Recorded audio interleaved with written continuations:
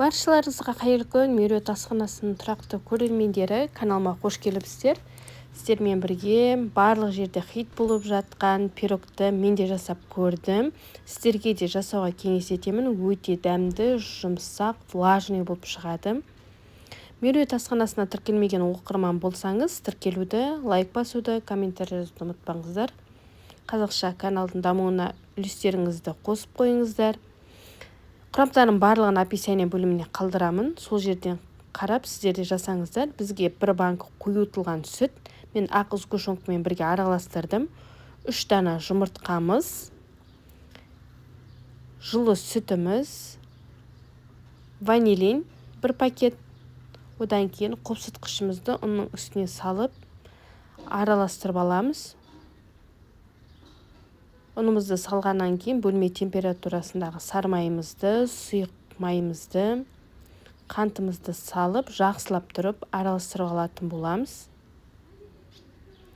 Бізде бір келкі түйіршік қалмаған қамыр дайын болуы керек.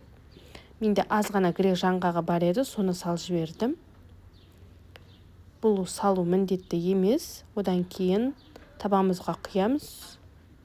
Өзіңіздің қалаған кез келген формаға құя берсеңіздер болады. Осы кезде пешімізді қыздырып қоямыз. Алдын ала қыздырып қойған пешімізге пирогымызды салатын боламыз. Пирогымыз 35-40 минуттан аралығында дайын болады. Әдемі болып пирогымыз пісіп шықты.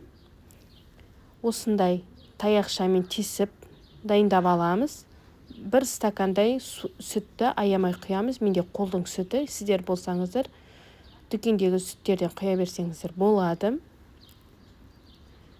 Аямай құйыңыздар. Өте дәмді болып шығатын пирогтардың бірі. Тіпті тез арада жасалынатын, үйге аяқ асты қонақ келіп қалғанда тез арада жасап үстіне қоюға тіптен керемет.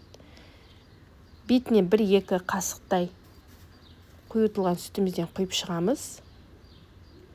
Одан кейін мен миндал орехін салдым. Сіздер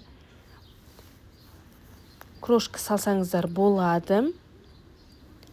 Өте дәмді, маған ұнады. Бір кусогын жеп тоқтап қалу мүмкін емес. Сондықтан асықпай шайыңызды қайнатып, әдемілеп шаймен ішіп алыңыз, ас болсын.